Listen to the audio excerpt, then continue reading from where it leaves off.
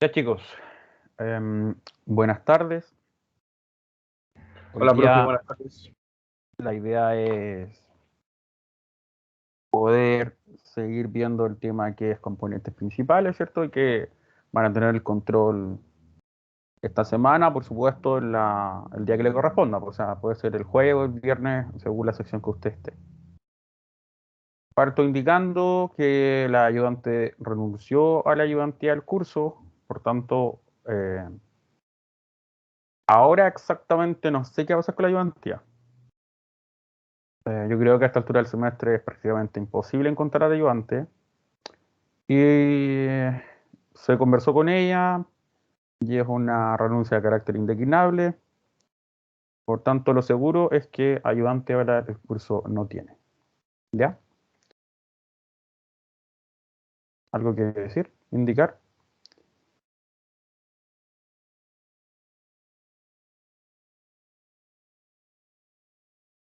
Profe, disculpe, hola, ¿cómo está? Me acabo de Todo conectar bien, cuéntame. y escuché que ¿Sí? la ayudantía, como que nos quedamos sin ayudante. ¿Puede repetir, por favor? Que no Sí, entendí. la ayudante renunció. La ayudante envió un correo en la mañana a mí y a la coordinadora, que me pierdo con los nombres de la... pero envió un correo formal indicando que renunciaba a la ayudantía del curso. Eso pasó. Yo tampoco la puedo Ya, obligar profe. a que esté la ayudantía.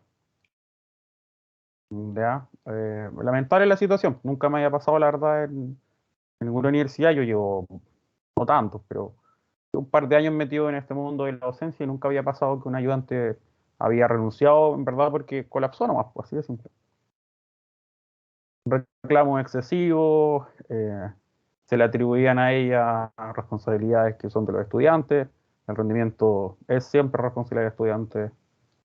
Pero más no puedo hacer yo, pues, o sea, tampoco la puedo obligar a que se quede la ayudantía obligada. No puedo hacer eso. Se conversó con ella y era de carácter indeclinada la renuncia, por tanto, hoy día no hay ayudantía. No tengo ayudante para el curso.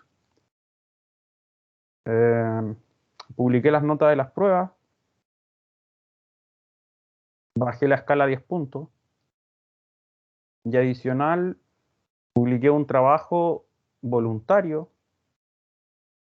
Espérame, me están hablando por el chat, parece. Publiqué un trabajo voluntario para poder subir 10 puntos notas, así que ahora se los voy a explicar.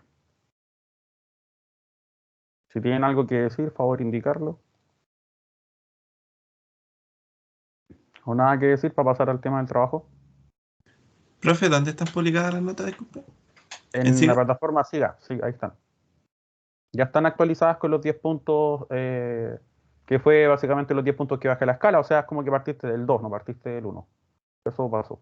Escala al 50%, si se calcula la nota. ¿Ya? Si desean conocer el detalle, también se los puedo publicar, pero tendría que publicárselos por acá, por Teams, por Root, después publicar el detalle de cada punto, cada una de las preguntas. Ustedes conocen la pauta, así que igual pueden escribirme un correo eh, para ver si es que hay algo que quieran que vuelva a revisar, si hay algo que están en desacuerdo, no sé. Eso igual se puede hacer. Claro está, en las revisiones de los trabajos o en las revisiones de los certámenes, puntualmente, si usted básicamente alega por algo, es porque tiene que estar seguro que está bueno, porque las notas pueden subir o pueden bajar. Eso pasa, ¿ya? A veces, cuando tú revisas, das puntos por procedimiento y los estudiantes quieren más puntos, siendo que igual estaba todo malo, pero igual diste algún puntaje por procedimiento. Entonces, si alguien alega porque quiere más puntaje, siendo que estaba todo malo, yo le bajo la nota, ¿no? No le voy a estar básicamente regalando puntos y además estar revisando los reclamos por algo que está evidentemente malo y que te di puntos por procedimiento nomás, po, para que no tuviera, para que básicamente lo que entregaste tuviera algo de puntaje. Entonces eso lo tienen que tener claro. Tampoco es al lote que se van a poner a decir, profe, revísame el certamen completo nuevo porque yo creo que tengo más puntos. Yo no voy a hacer eso. Te revisa, me dice, profesor, pregunta 1A, por decir algo, tengo más puntaje, puesto que revisé la pauta y me di cuenta que acá tengo más puntos. Perfecto, yo reviso sin ningún problema. Y le respondo después el correo a usted indicando si subió o no, no subió. Eso puede pasar. ¿Ya? En general las notas estuvieron bastante buenas. Tengo notas súper buenas, sobre 6 sobre 5 bastante. Una sección el promedio fue de 3,5, la otra fue un 4. 4,1. Son notas bastante buenas. Y adicional a esto, si es que hay gente que quiere subir sus notas aún más, acabo de publicar en Teams, en archivos, un trabajo optativo. ¿Ya? ¿Por qué le puse trabajo 1? Porque si en el Solemne 2 lo quieren o Prueba 2 lo quieren, también se puede. Entonces, lo que tú tienes que hacer es, en este listado de revistas, que son revistas de tipo científica, ¿ya? Estos son journals, son los 10 mejores journals del mundo cuando tú filtras por econometría. Entonces, lo que tú tienes que hacer en estos 10 mejores journals, buscar algún artículo publicado desde el 2019 a la fecha. Está lo mismo, 2019, 2020, hasta lo de hoy día. Y ese artículo lo tienes que leer y básicamente tienes que responder a estas preguntas. ¿Por qué este tema es interesante? Pregunta objetivo, contribución, hipótesis, datos, modelo econométrico utilizado, principales resultados, conclusiones. Eso usted lo tiene que enviar. Tiene fecha límite el día del examen del curso. O sea, como 2 meses de plazo para hacer esto. Usted lo hace cuando quiere. Y tiene que, por supuesto, avisarme mediante chat Teams qué tema escogió. Ya yo voy a ir actualizando a medida que vayan llegando como un listado de las revistas y artículos propiamente tal que ya fueron seleccionados, porque tampoco es la idea de que tenga 10 estudiantes leyendo el mismo paper. Cada una de estas revistas saca issues, que son ediciones, cada 3 meses, cada 6 meses, cada 2 meses, todas varían. Y en cada una de ellas tienes, no sé, 10, 20 papers para poder escoger. Por tanto, es imposible que no tengan papers suficientes para que ustedes lo puedan hacer. 10 revistas, suponiendo que la revista saca paper cada 6 meses, tienes 2 años, estamos hablando de 10 por 5 versiones, son 50. En cada una de esas versiones publican al menos 10 papers, son 50. Son 10 papers por 5 versiones por 10 papers en cada una de ellas. O sea, son 500 papers. 500 posibilidades y de esas tienes que escoger una en cuál es el tema que tú quieras, donde tú quieras profundizar, ¿cuál es el objetivo de esto? Que ustedes se den cuenta qué es lo que se está haciendo en econometría. O sea, yo hago un curso de pregrado de un nivel muy básico para que se den cuenta lo que se hace en investigación y lo último que se está haciendo. Porque estas técnicas que yo les enseño a ustedes tendrán 40 años, por lo menos. Por eso es que están en Excel. Por eso, porque son muy básicas, son muy elementales. Por eso es que regresión está en Excel. Entonces, esto es para ponernos al corriente en lo último que se está haciendo en econometría. Son lecturas muy densas, son lecturas muy complejas, porque son paper académicos. Esto es lo que hacemos nosotros. Entonces, para que usted también se acerque a lo que se hace en investigación, no solamente en la práctica, en un curso acotado, sino que ve qué se investiga, qué es lo último que se está publicando, dónde está la frontera del conocimiento, qué técnicas están utilizando. Es con probabilidad 1, seguro que no vas a saber la técnica que va a estar ahí, y a mí no me interesa eso. Me interesa que tú respondas las preguntas y el modelo econométrico no que lo expliques, sino que simplemente lo plantees. ¿Por qué? Porque sé que con la matemática que tienen no les va a dar para entender esto. ¿Cuál es el objetivo entonces? Que logres evidenciar en qué se está trabajando en el tema de que ve el curso, en qué técnicas se está avanzando, en qué técnicas se está publicando, qué están haciendo los científicos alrededor del mundo en esto, ¿ya? Porque se pierde la noción y piensan que cuando tú haces un curso estás haciendo lo más difícil que pueda existir, y eso es lo más lejano que pueda existir de la realidad. Eso es imposible siquiera de pensarlo. Entonces, para que vean de manera aplicada, les publico un trabajo voluntario, el que quiere lo hace, el que quiere no. Si alguien lo encuentra muy difícil y porque está en inglés y no quiere hacerlo porque no sabe inglés, allá tú. Hay gente que, yo en todos los cursos que estoy en la universidad doy estas opciones. Hay gente que lo hace, gente que no lo hace. Tienes la opción. Tienes un formato, máximo 2 planas, tienes una letra, un interlineado, y tienes hasta el examen final para poder entregarlo.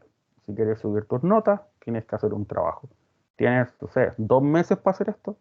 Es libertad de ustedes hacerlo. El que quiere lo hace, el que quiere no. ¿Alguna pregunta? Profe, Hola. una pregunta, chica. La nota que sale en el SIGA es de la prueba como de la suma de las dos, solo una Global. prueba como. No, global. De Global. las dos partes. La parte teórica tenía 30 puntos y la parte aplicada tenía 30 puntos. Entonces Ya. tu nota se calcula como el puntaje que tú obtuviste, 50 puntos por ejemplo, dividido 10, eso te da 5 más el punto base. Y como yo bajé la escala, entonces en verdad todos partieron desde el 2, no partieron desde el 1. Ya.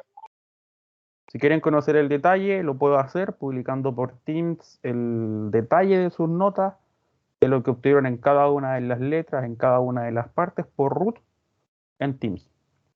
¿Quieren que lo publique eso?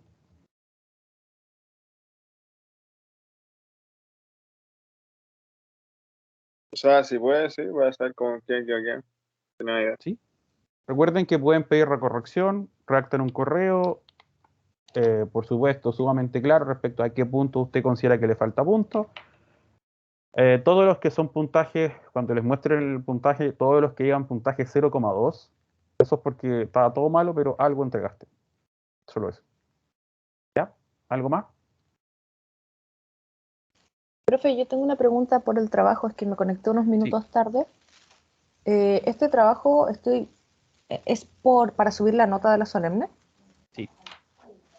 ¿De la solemne que vimos nosotros o es como global para presentarse con No, una nota un poco mayor? la solemne puntualmente es la que acaban de dar. Y para el siguiente solemne será otro trabajo.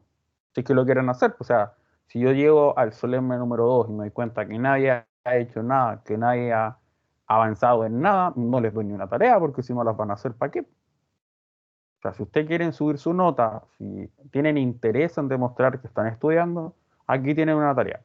Fecha límite para entregar el día del examen. Pero si de aquí al solemne número 2 no veo ningún tipo de movimiento, nadie pregunta nada, nadie me envía, profesor, no puedo descargar este artículo, o profe, salga, estoy súper perdido, juntemos una reunión. Si yo no veo interés de parte de ustedes, yo no voy a dar ninguna tarea adicional. Ya, tengan súper claro eso. ¿Sí? Profe, como esto, lo que está pidiendo, como me conecté un poco tarde, justo estaba explicando lo que había que hacer. ¿Esto se puede calcular como lo hemos hecho con Excel hasta el momento? No, acá es distinto. Acá lo que tú tienes que hacer es ingresar a una de estas 10 revistas, que son las 10 mejores revistas del mundo en el área de econometría, buscar algún artículo en el área, en el tema que tú quieras, pero que esté en estas revistas desde el año 2019 a la fecha, cualquier paper, cualquier tema donde tú quieras profundizar, leerlo y responder estas preguntas. Esos papers están en inglés, no están en español. Todos están en inglés y todos Ya. utilizan técnicas econométricas súper avanzadas. Yo sé que no van a ser capaces de entender la técnica econométrica, yo eso lo sé. Entonces, ¿por qué lo hago? Para que puedas ver qué se está haciendo, para que puedas ver qué está pasando en econometría y en definitiva para que se den cuenta que lo que uno pasa en clase es sumamente simple y es también a la vez muy antiguo. Es súper antiguo lo que yo les estoy enseñando a ustedes. Entonces ahí tienes una actualización de qué se está haciendo. Y ahí podrán decir, ah, en verdad quizás lo que veo en clase no es tan difícil. Existe algo mucho más complejo que se hace. Evidentemente, para que ustedes puedan hacer cosas de ese nivel, tienen que llegar al nivel de doctorado, ¿no? Yo no busco eso. Lo que yo busco es que tú veas y respondas de manera fácil o como tú entendiste estas preguntas. Y en la parte compleja, que es del modelo econométrico, no les estoy pidiendo que lo expliquen, no les estoy pidiendo que lo demuestren. Solamente lee y responde, nada más. Dime, Sebastián. Profe, pero para subir tiene que estar todo el trabajo bueno en PI para poder subir los puntos. No, no, lo que sí puedes hacer es hacer tu trabajo, enviármelo y decirme, profesor, ¿está a nivel para tener los puntos o no? Yo te digo, sí, está bien, lo recepciono, o no, todavía le falta, mejora esto. Ah, ya, muchas gracias. Se puede hacer siempre eso. Gracias.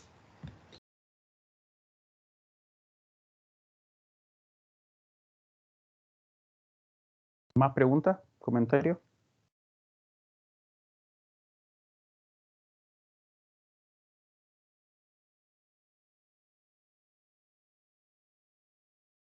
¿Sí? ¿No? ¿Nada? ¿Todo claro?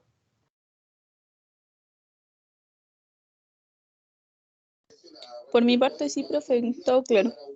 Recuerden que pueden subir, por ejemplo, si tienes un 3 en la prueba y haces el trabajo, puedes subir un 4.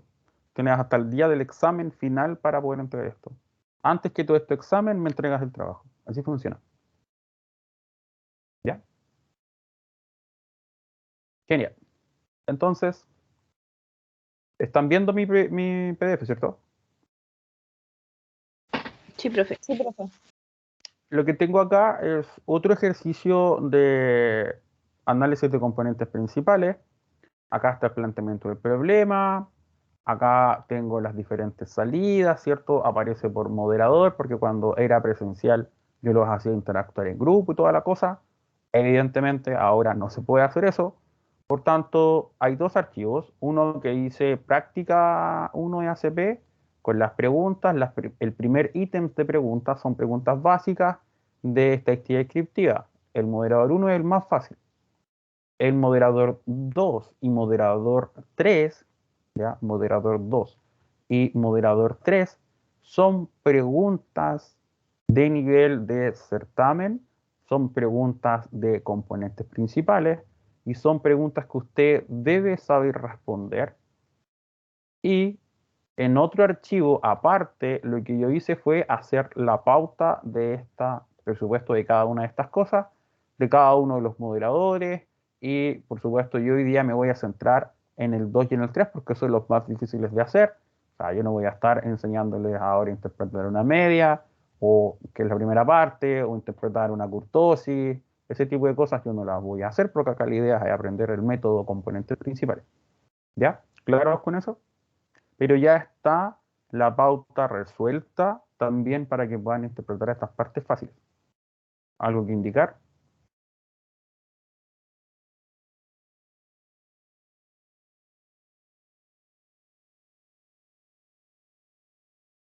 ¿Qué les pasó? ¿Están como mudos hoy día? ¿Tienen algo que decir? Por el momento no, profe. Bien. Entonces, el ejercicio dice así. Obviamente hay instrucciones respecto a tiempos para responder, porque cuando la sociedad presencial yo les pasaba la hoja y lo hacía jugar en grupo. Pero obviamente acá se entiende que no. Entonces, se desean analizar las características y o habilidades de los alumnos de un curso de enseñanza básica de un colegio de la octava región. Una vez identificadas las áreas del conocimiento, que son las de acá, ¿cierto?, en las cuales los estudiantes tienen un alto rendimiento, el colegio debe ofrecer talleres optativos de aprendizaje con el fin de incentivarlos. ¿Ya?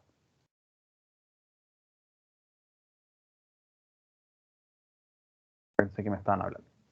Entonces, puede ofrecer talleres optativos con el fin de incentivarlos para trabajar en equipo y así descubrir nuevas habilidades y talentos. Por ejemplo, a aquellos alumnos que tengan mejor rendimiento en matemática, se les podría asignar un taller de ajedrez o un taller de juegos de ingenio. Cuando uno quiere potenciar a los estudiantes, tú puedes tomar dos estrategias. Una que es efectivamente potenciar en lo que ya son buenos, ¿ya? Que es como sacar, que es como suelen hacer los chinos, que toman a los estudiantes y les dan y les dan y les dan desde muy temprana edad para poder sacar medalla al Juego Olímpico a los 13 años. O bien, puedes hacer otro modelo, que es un modelo más integral, en el cual tú podrías perfectamente potenciar a una persona que sepa en matemática, quizás darle más habilidades en áreas no matemáticas y de esa forma más integral. Se pueden hacer dos estrategias. Acá lo que se está haciendo es la estrategia número uno, es decir, si le va bien en matemática, bueno, potencialo con cosas relacionadas con matemáticas. Para alcanzar el objetivo planteado, se analizan de forma exploratoria 9 variables promedio por asignatura. Tiene un total de 40 alumnos, por lo tanto, si nos vamos a la notación de componentes principales, n por p, n individuos, p variables, lo que tú tienes son todos estos estudiantes, 40, 9 variables, son 9 promedios. Entonces, se ha realizado un análisis de componentes principales y el objetivo, por supuesto, de esta técnica es representar los individuos y variables en un espacio de dimensión menor, de manera de explicar las asociaciones, que nosotros lo hacemos a través de varianzas, de una manera simple, fácil de entender y, por supuesto, tomar decisiones. Entonces, la primera parte, que es moderador 1, no la voy a hacer, no voy a ocupar el tiempo en explicarles media ni nada de esas cosas, sino que me voy a ir de plano al moderador número 2. Para hacerlo más didáctico, aparece en esta parte, ¿cierto? Un ejercicio donde está la teoría que nosotros estamos trabajando, donde de esa forma, si te olvidas de qué diablo estamos hablando, puedes mirar esto. En síntesis, nosotros estamos trabajando en este escenario, estamos trabajando en un mundo RP, es decir, P básicamente son las variables, por tanto lo que tú proyectas son los individuos. Tienes P ejes y tienes N individuos proyectados en este plano.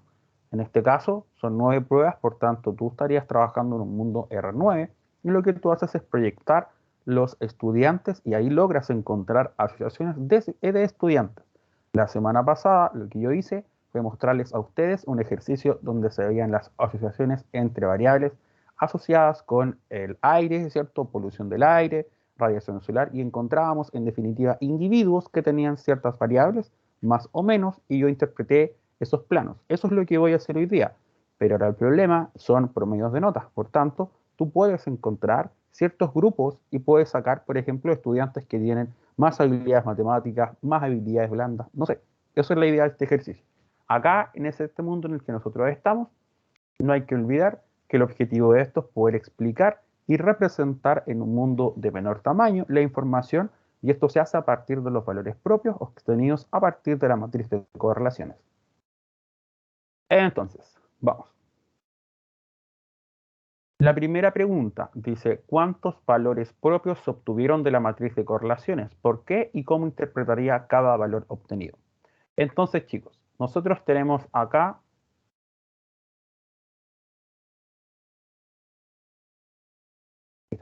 los valores propios y tengo 9 valores propios. ¿Por qué pasa esto? Porque tengo 9 variables. Yo se los dije la semana pasada, si tú tienes una matriz de 5 variables, tienes que sacar 5 valores propios. ¿Qué puede pasar? Tú tienes 9 variables porque son 9 pruebas que yo voy a analizar, por tanto tengo 9 valores propios. La suma de estos valores propios, ¿cuánto tiene que dar? Chicos, la suma de los valores propios, ¿cuánto da? 9. Exacto, da 9, pero esa suma puede completarse antes. Es decir, pueden estos valores propios sumar 9 antes de llegar al número 9. Puede pasar en el 7, en el 8, en el 6. Eso lo que te va a indicar a ti es que al tener valores propios 0, significa que tienes variables que no están aportando nada. Tú necesitas, para poder resolver este tipo de problemas, que tus variables estén correlacionadas para que se agrupen, porque se agrupan en función de correlaciones.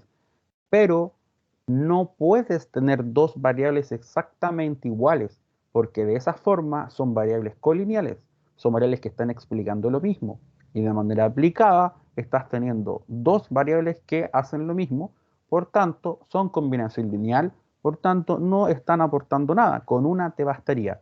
Eso es la representación e interpretación de un valor propio igual 0, que siempre van a ser los últimos porque va de mayor a menor. ¿Se entendió lo que expliqué? Profe, yo tengo ahí una duda. No sé si entendí muy bien. Lo que entendí es que podría darse que, valores propios son 9 las cantidades de variables, pero se puede dar que llegue al 9 antes porque hay que identificar o discriminar las variables que no aporten o que sean iguales. Sí, eso. Ah, ya. Puede ser que todos estos valores propios sumen 9 y que este sea 0, el último. Siempre es el último porque es de mayor a menor. En ese caso, entonces se dice que existe una variable que es dependiente, también lo detallan los libros como básicamente una matriz de rango no completo, es lo mismo, porque tienes alguna variable que es igual a otra, son colineales. Eso que Profe, acabo de explicar, ¿sí? esos valores podrían ser 0. En ese caso también hay que no contarlas.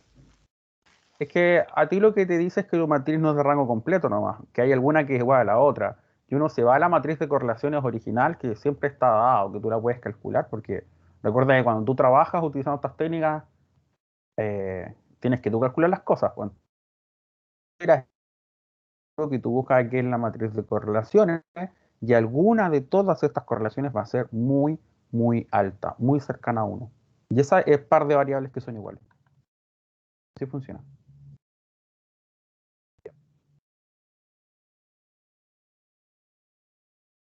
Luego, Estas preguntas yo siempre las hago, yo las hago textual.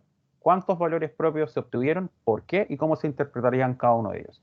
¿Cuántos se obtuvieron? 9. ¿Por qué? Porque tengo 9 variables. ¿Y qué significa cada uno de ellos? La proporción de varianza explicada por cada componente. Porque recuerda que después tú haces el cociente entre el valor propio y la suma total, que son 9, y eso te da 73,9. El segundo valor propio, 1 dividido la suma total, que son 9, te da 0,11.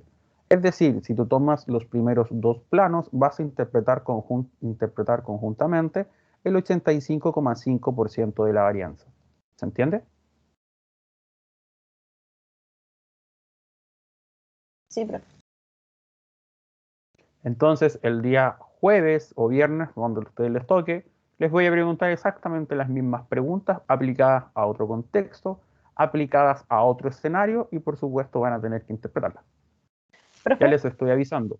Dame un segundito. Son las mismas preguntas de modelador 2 y 3 aplicadas a otro contexto. Pero son las mismas preguntas las que yo hago. Dime, Estefanía.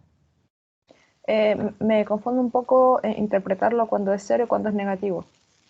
Un valor propio no puede ser cero porque esta matriz es semi-definida positiva. Eso es un requisito para poder obtener la maximización del problema, porque es como que tú quieras encontrarle un máximo a una función que es básicamente una sonrisa. No se puede porque tiene puros mínimos. Entonces lo que tú pides es que esta matriz sea semidefinida positiva, por tanto todos los valores propios contenidos dentro de ella van a ser mayores que ceros a lo menos. Todos. Mayor o igual a cero. Eso es semidefinida positiva. Ah, ya entiendo. Me estaba confundiendo porque habían unos que, o sea, con lo que había dicho antes, que en la matriz se podrían dar valores que no fueran tan significativos porque son muy cercanos al cero o muy cercanos al 1, algo así. Al 1, al 1. En matriz de correlaciones, la de arriba, la de correlaciones, donde tú puedes encontrar las correlaciones entre cada una de tus variables, si tú tienes un valor propio igual a 0, implica que alguna variable es igual a otra.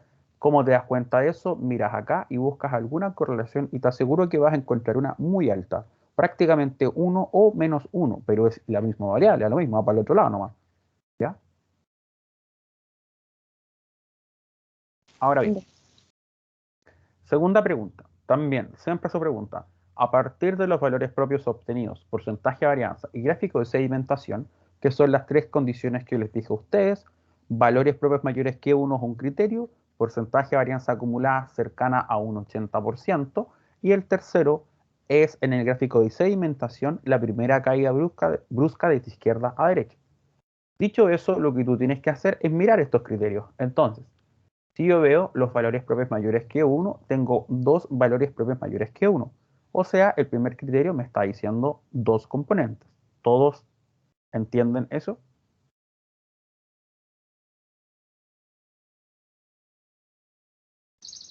¿Cómo, profe? ¿Puede repetir, por favor?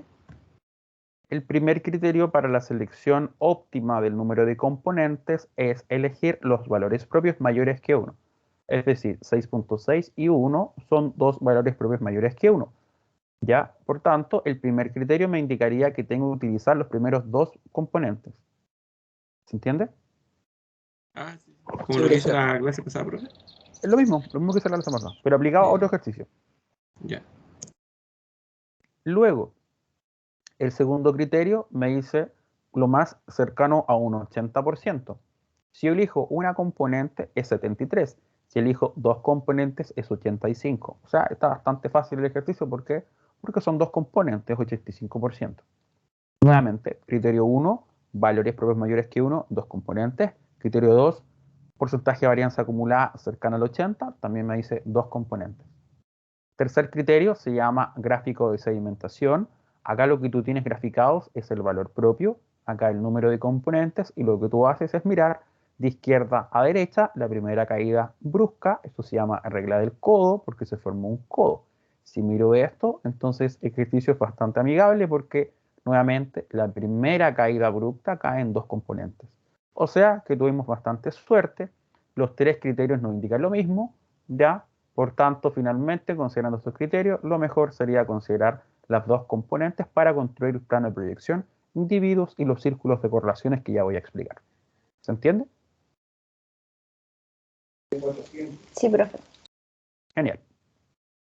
Luego, los vectores propios obtenidos de la matriz de correlaciones te sirven para poder obtener qué variables aportan en cada uno de las componentes. Es exactamente lo mismo que yo voy a hacer cuando lo hice la semana pasada. Aquí puntualmente estoy utilizando el primer componente principal para explicarlo. Y acá lo que yo hago es, me voy entonces, en definitiva, a estos dos componentes, 1 y 2, y en cada una de estas componentes lo que tú tienes es el aporte que va a tener cada una de estas variables con cada uno de los respectivos componentes. Es exactamente lo mismo que yo hice la semana pasada cuando tomaba el mayor valor y decía, perfecto, ¿esto a dónde está? Está aportando al primero, luego veía, ¿está aportando positivo o negativamente? Entonces, lo que nosotros encontramos acá son la relación entre las variables y las componentes. Hay una forma mucho más fácil de hacerla y es exactamente lo mismo, que es mirar los círculos de correlaciones. Entonces, un círculo de correlaciones, acá hay un círculo completo, solamente que yo lo hice en SAS y SAS no lo entrega tan bonito, pero acá lo que tú tienes son las correlaciones existentes entre las variables y los ejes. Si tú tienes el círculo de correlaciones, es sumamente fácil, porque acá te está diciendo cómo están posicionados los individuos, cómo van a estar proyectados. Entonces, esto se interpreta así.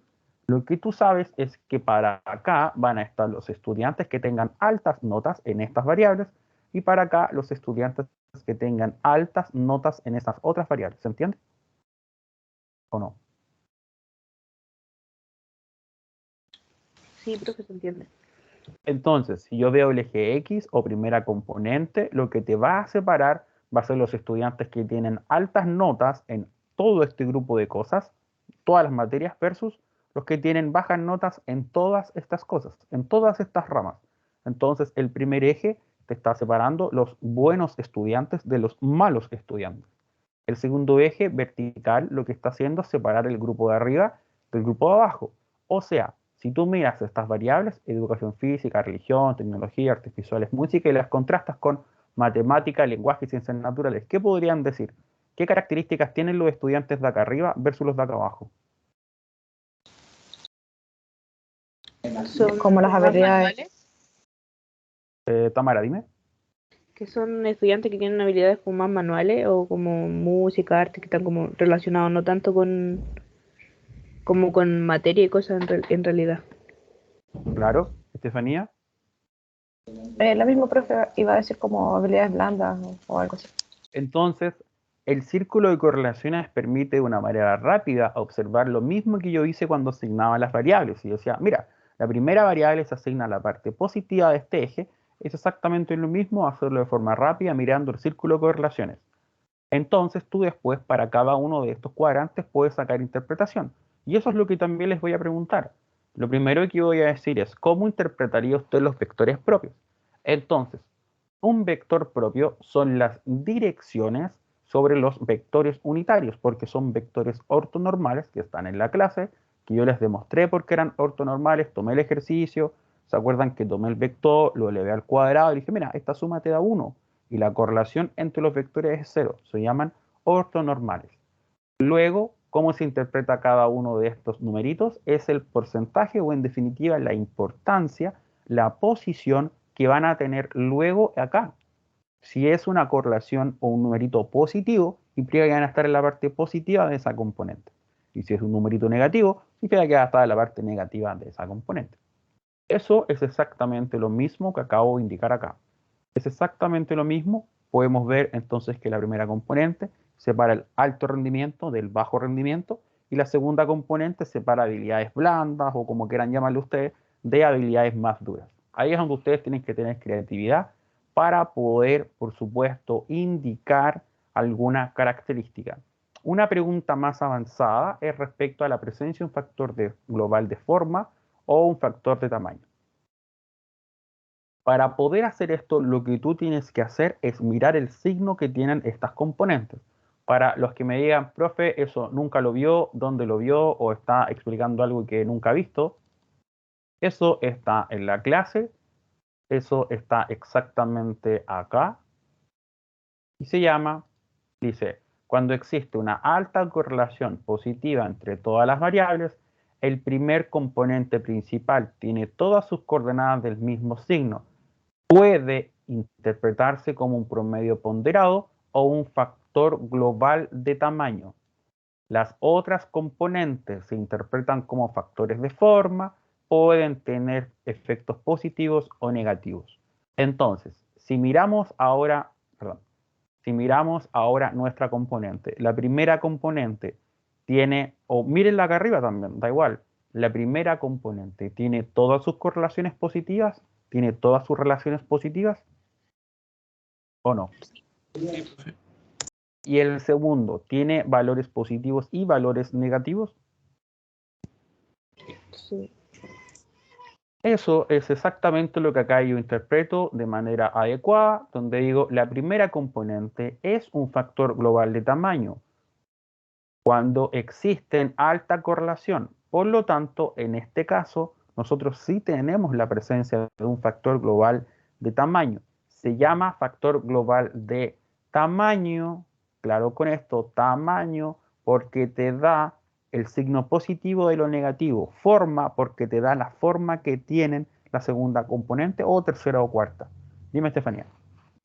Profe, ¿podría ir a la explicación como en el PPT de la teoría? Porque me cuesta ¿Sí? un poco asimilar la explicación o la lógica. En el PPT dice, cuando existe alta correlación positiva entre todas las variables y la primera componente principal, me voy acá y veo entonces la primera componente y veo estos vectores. Este vector tiene todas las variables positivas. Es exactamente lo mismo que si tú miras el círculo de correlaciones y te das cuenta que todo está para el lado positivo. Es lo mismo.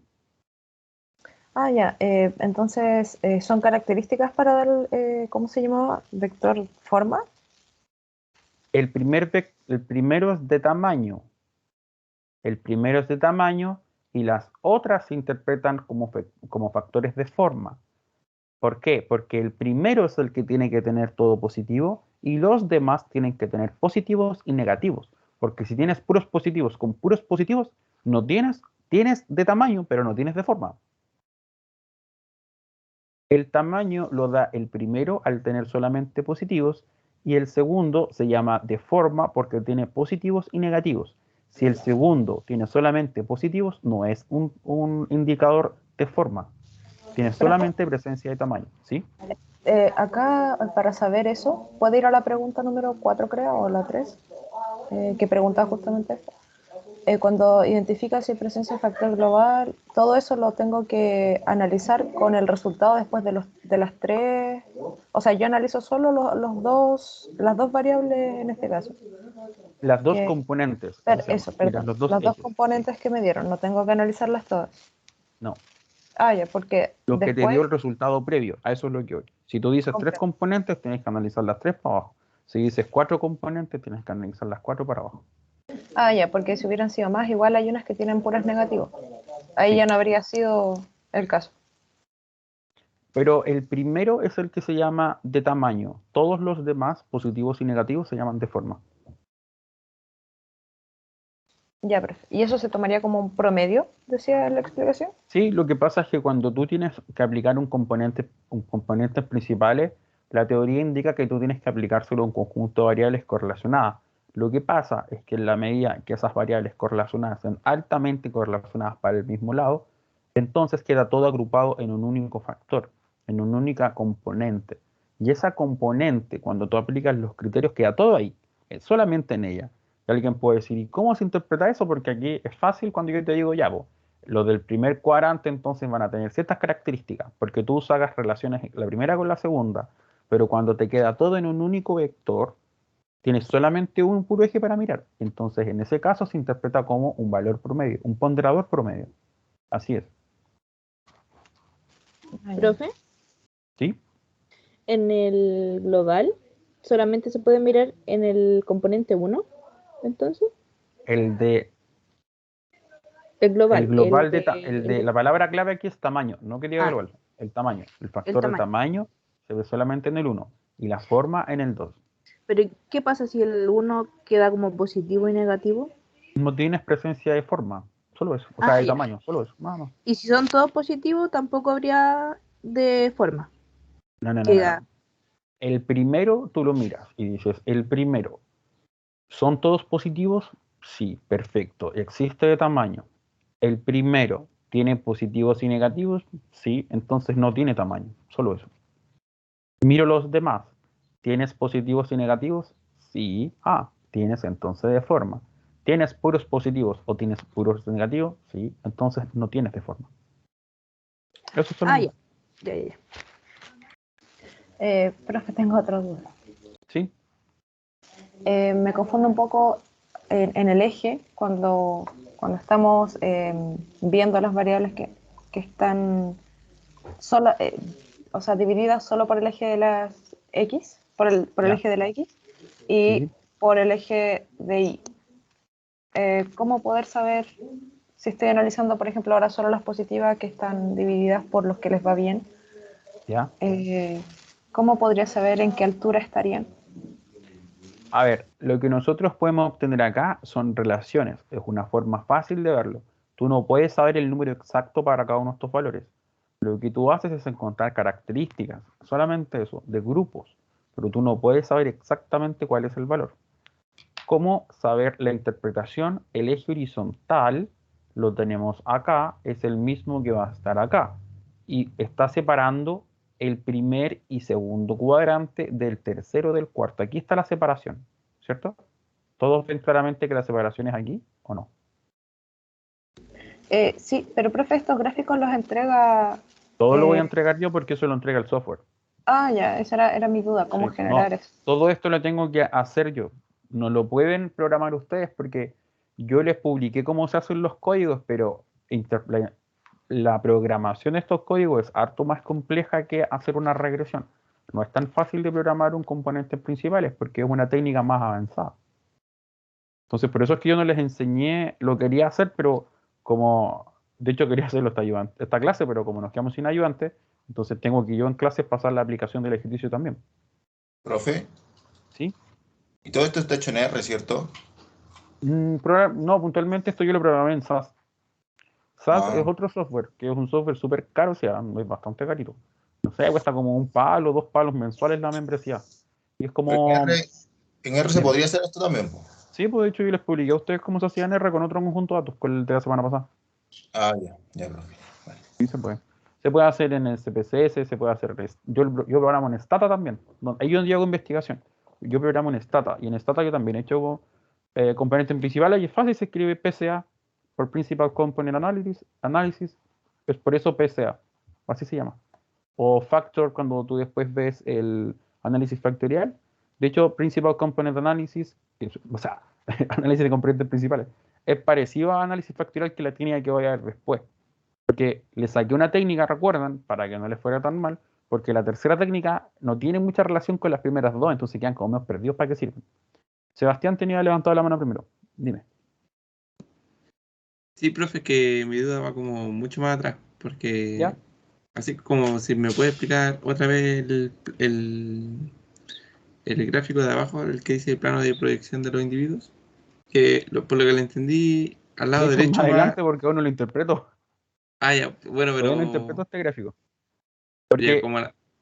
la idea de lo que tú haces es primero analizar las correlaciones acá arriba, ¿cierto? Entonces tú dices, bueno, hay un factor de forma, factor de tamaño, qué sé yo, separaciones. Y después lo que tú haces es mirar los cuadrantes. Entonces, Sebastián, ya que tú preguntaste, recuerda entonces que nosotros partimos y nos dimos cuenta que el primer eje te separa a los estudiantes con buen rendimiento, porque si están para este lado, en cualquiera de estos dos ejes, recuerda, tienen buenas notas. Y acá están todos los que tienen malas notas. Pero además tenemos el segundo eje que separa de las habilidades blandas versus habilidades duras, ¿cierto? Entonces, en el primer eje, Sebastián, ¿qué podrías decir tú, por ejemplo, de estos estudiantes? ¿Qué características tienen? que son buenos en habilidades blandas. Tienen buenas notas, pero sobresalen las de habilidades blandas. Del Claro. segundo eje, ¿qué podrías decir? Lo mismo, pero que sobresalen de los ramos más con más materia, o no sé cómo se puede decir. Ya, bien. Y del tercer cuadrante, ¿qué puedes decir? Esa es mi duda, pues que Tienen malas notas porque están al lado de acá, pero ¿dónde tienen malas notas? en los ramos de habilidades blandas, eso no Exacto. se ve. Tienen malas notas en los del otro eje que lo hacen De- pertenecer acá. sí, Porque eso es si lo están que. acá, significa que, mira, a todos estos estudiantes les va mal, nada que hacer, les va horrible, muy malas notas. Pero a los de acá arriba les va mejor en matemática. ¿Se entiende? O sea, perdón, a los de acá arriba les va mejor en habilidades blandas. Y acá abajo les va mejor a los de matemática, porque por eso es que están para el lado abajo. ¿Se entiende, no? Sí, sí. Entonces, si yo lo veo en función de lo peor, a estos cabros de acá les va mal, sobre todo en habilidades blandas, y a estos de acá arriba les va mal, sobre todo en matemática. Es al revés el signo. ¿Se entiende? Sí, profe, ahí sí se entiende bien. Genial. Es que me costaba la interpretación porque de que le va mal, Sí, pero le va peor en la diagonal, que sería en ese recuerda caso. que cuando uno interpreta esto, el que esté para la parte de arriba significa que básicamente tienes buenas notas, mejores notas, o sea, de la parte de arriba, en habilidades blandas, separándose en el primer cuadrante lo que les va bien en habilidades blandas y a los otros les va no tan bien, pero nuevamente en habilidades blandas, donde le va horrible es en matemáticas, estos de aquí. Estefanía, dime. Profe, estoy confundida sobre los signos para Ya. interpretar. En este caso, a los que les va bien tienen un signo positivo en el eje X. Sí. En Y los que cuando les va tienen un mal, un signo signo negativo en el eje X. ya, Pero y el eje Y está dividiendo las habilidades que tienen lambda, la en dos habilidad es dura. sectores. ¿Sí? Si Ya, los estudiantes están acá, es porque les va mal, ¿pues cierto? Porque tenemos negativo en el eje X, pero ¿mal en qué cosa? sí, Mal es ah, lo del otro eje, en la otra parte, porque si está aquí, es porque le va mal. A estos estudiantes les tienen malas notas, pero ¿dónde les va mejor? En los de matemática y estas cosas, pues. Por eso es que está en la parte de abajo. claro, en este ejercicio lo entendí. Lo que pasa es que si fuera otro contexto, no sabría muy bien cómo entenderlo. Esa es mi duda, porque Siempre, anteriormente habíamos visto una variable negativa, pero que en el caso de esa variable, al ser negativa, era mejor. claro, porque depende de lo que mida la variable. O sea, si tú estás midiendo, por ejemplo, peso, más peso es malo. Entonces, hay que entender la metodología para aplicarla a algún contexto. Entonces, más no siempre es mejor. Por ejemplo, si estás analizando costos, más es peor. Mayor costo es peor. Si estás viendo beneficio, entonces, mayor de ese valor es algo bueno. Entonces, eso lo tienes que aplicar al contexto que haya. Profe, ¿Sí? em, en el primer componente se analiza el tema de que si son buenos estudiantes o no son buenos estudiantes, ¿cierto? Sí. Claro, porque Ay, son notas, po. Por ya, eso. ya. Es que tenía como esa duda. Profe, disculpe, Sí, pregúntenos. pero esto sobre si es buen estudiante o mal estudiante, que es básicamente lo que está viendo el eje Y, em, lo veo en el enunciado, lo analizo con No, el enunciado del ejercicio. Ya. lo que tú tienes que hacer es hacer la interpretación ad hoc a las variables de tu ejercicio. Y de ahí, como son estudiantes y son notas, entonces yo doy una interpretación. Así funciona. Ya. Y la otra interpretación sobre si son buenas o malas la ve con la matriz de las correlaciones. Sí. Ok. Mire, acá abajo yo tengo tres preguntas asociadas con la interpretación. Lo primero es, ¿cómo interpretaría cada una de las componentes? ¿Qué variables están relacionadas? ¿Cómo interpretaría estas relaciones?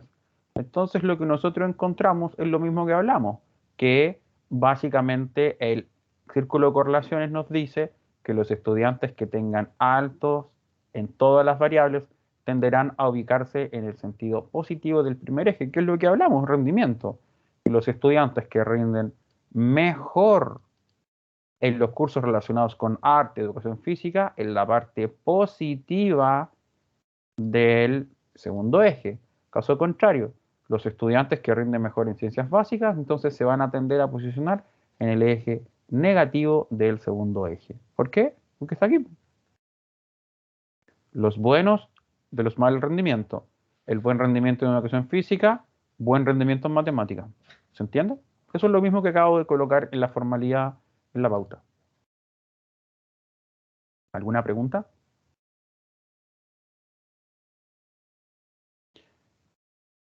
Acá entonces se desprende la segunda pregunta, que es ¿qué nombre daría usted a cada componente y por qué? Entonces la primera podría llamarse rendimiento global, nota. Y la segunda, por supuesto, indicarla en función de habilidades. Habilidades blandas, habilidades duras. ¿Ven? Ese nombre se les podía dar. Para todos es intuitivo por qué se hace eso. Dime si hacen. Eso mismo le iba a preguntar yo.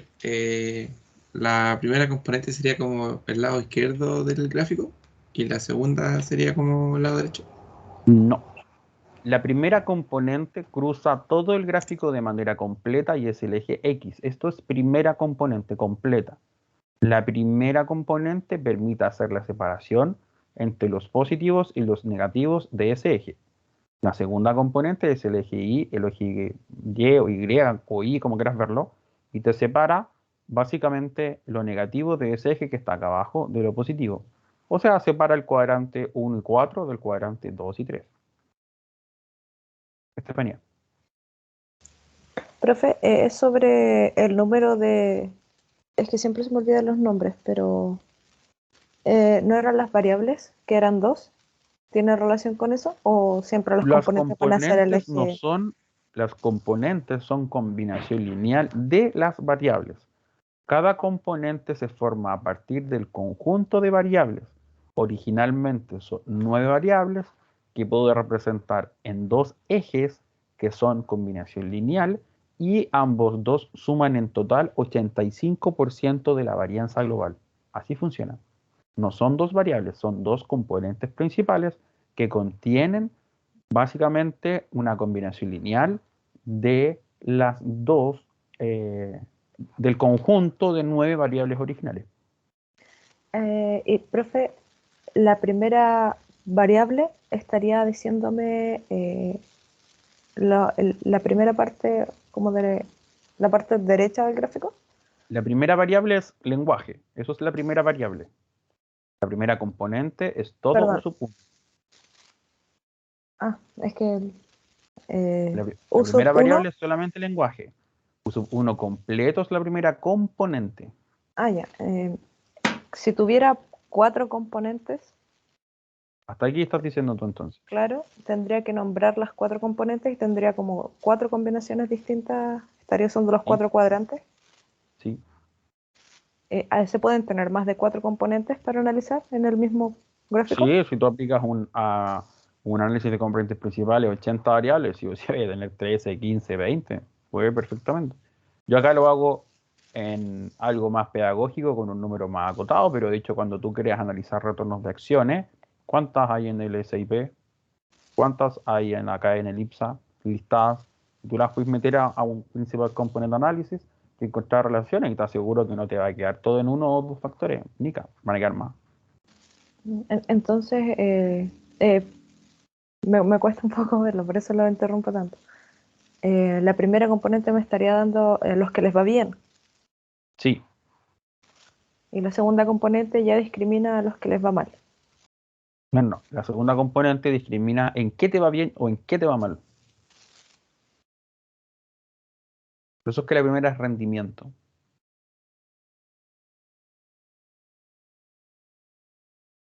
escuchas? Sí, solo me confundí un poco porque es rendimiento en general, o sea, y son todos Rendimiento académico, positivos. notas. Todos los que están en la parte positiva les va bien en todas estas cosas. Y el segundo eje te dice, pero ¿en qué le va bien? ¿Acá o acá? Ah, ya entendí. Ya entendí. Solo está agregando más información Exacto, al mismo nada más. estudiante. Ah, ok. Después lo que te dice, cuando tú empiezas a interpretar, te dice, mira, en relación a las proyecciones, explique la posición relativa de las observaciones situadas en el segundo y tercer cuadrante. Ya. Entonces, ¿cómo se interpreta esto? En general, las observaciones se distribuirán de acuerdo a si tienen valores muy cercanos o alejados del resto. Es como la intuición de lo que está pasando. En el caso de las observaciones que se encuentran en los cuadrantes segundo y tercero, se pueden distinguir los estudiantes que no tienen buenos promedios en las asignaturas en comparación a los estudiantes de la primera y cuarta. Por ejemplo, el alumno 11 se encuentra separado del resto y con bajos valores tanto en la componente 1 como en la componente 2. Miren, ¿dónde está el 11? Está aquí. Tiene el peor rendimiento y ese peor rendimiento, ¿dónde lo tiene? En matemáticas. Donde se salva de lo poco que tiene en, eh, en las habilidades blandas. ¿Y qué pasa con el número 4? Tiene un mal rendimiento. ¿Y dónde le va peor? En las habilidades que están acá arriba. Por eso es que está al otro lado. ¿Se entiende? Sí, profe. Luego dice, ¿qué podrías hacer tú para los estudiantes 11, 29 y 27? Entonces, busquemos dónde está el 11, 29 y 27. Miren, el 11 está aquí. El 27 está acá. ¿Y el 29 dónde está? Aquí. El 29 está aquí. El 27 está acá. El 11 está acá. ¿Ya? Entonces, en síntesis, el 11 está en el cuarto cuadrante, el 29 está en el primer cuadrante y el 27 está en el segundo cuadrante. Entonces, el alumno 27, este estudiante que está entonces en el segundo cuadrante, que es un estudiante que le va bien, miren, es un estudiante que le va bien en matemáticas. A este estudiante le va bien en ciencias, en habilidades blandas. Y a este compadre le va mal en todo, pero lo que menos mal le va es en arte, porque está para arriba. Entonces, al 27, si es bueno en matemática, potenciale el área científica. Al 29, si es bueno en arte, potenciale el área de arte. Danza, pintura, dibujo, que sí. ¿Cierto? Y al 11, está horriblemente mal, pero podría potenciarle lo mismo que le estás potenciando al del 29, porque está en la parte de arriba. O sea, te va horrible, pero no te va tan horrible en la parte de danza y ese tipo de variables. Profe, ¿Sí? ¿puedes subir un poquito el gráfico, por favor? Sí.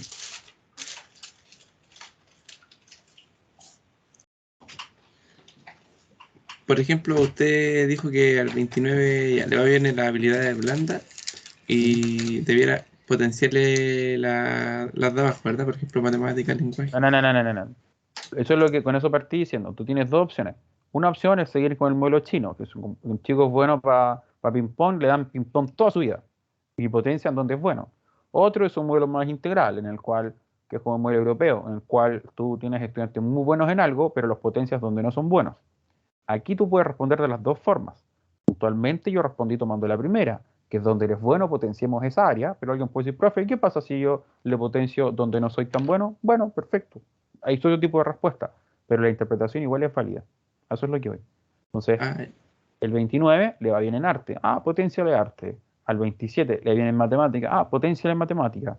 Al 11 le va mal en todo, pero no tan mal en las cosas de arriba, que es lo mismo que decir que le va horrible en las de abajo. Entonces le potenciamos arte. ya, profe, sí, esa era mi pregunta. Si acaso había más de una respuesta válida al momento de responder. Hay más de una. Estefanía.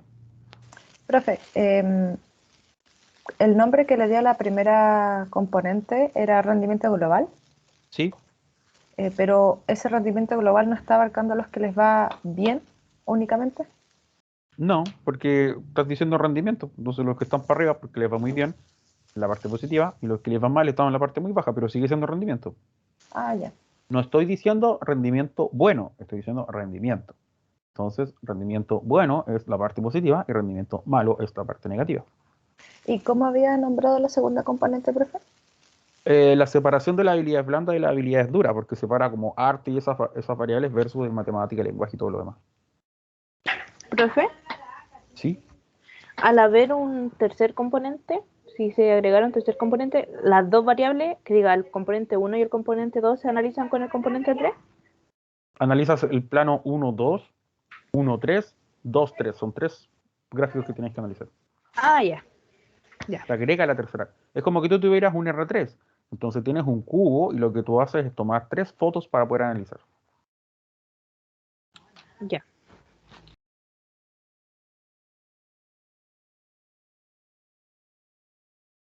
¿Tienen alguna pregunta, comentario lo que expliqué hoy día?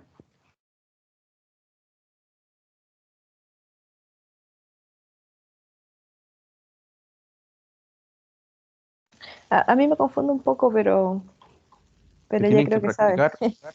Por supuesto, si tienen dudas me tienen que escribir. Ahora, solamente estoy yo para responder dudas. Profe, entonces para el control no tendríamos que calcular nada y solo tendríamos que evaluar. Interpretar lo mismo que acabo de hacer yo. Ya, profe, muchas gracias. ¿Tienen alguna pregunta, comentario adicional?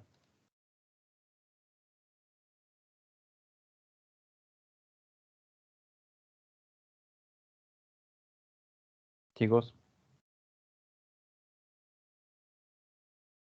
Por ¿tienen el alguna momento yo, pregunta, eh, consulta?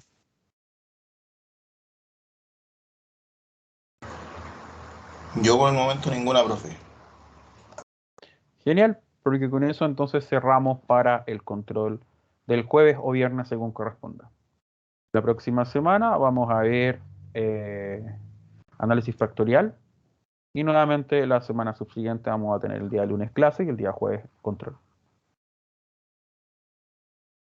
¿Alguna pregunta, comentario?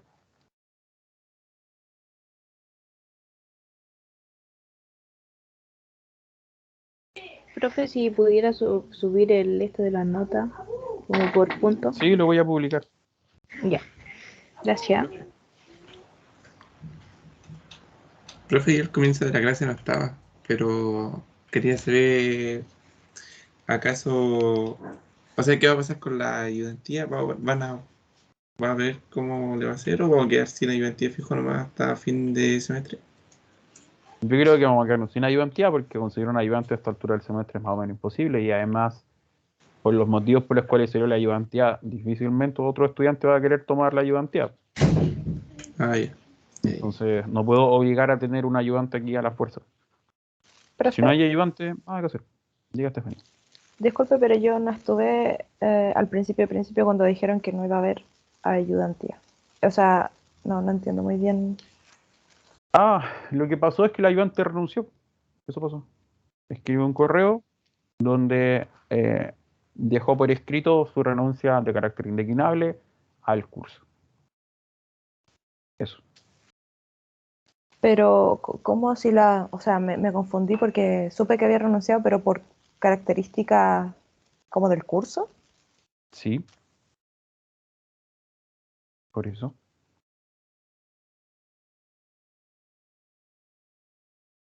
Eso fue lo que habló conmigo y con la coordinadora. Eso fue lo que pasó. Renunció la ayudante del curso. Nunca me había pasado en la historia, ¿verdad? Nunca. Primera vez, pero tampoco la puedo tener presionada en la ayudantía, sumado a que lo que estaba ocurriendo igual no era nada muy liviano.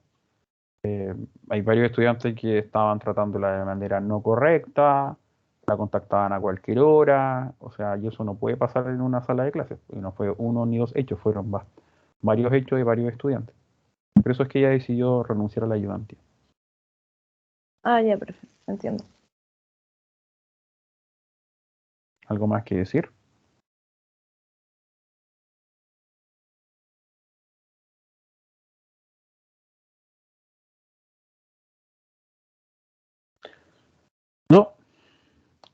Ya chicos, entonces voy a parar la grabación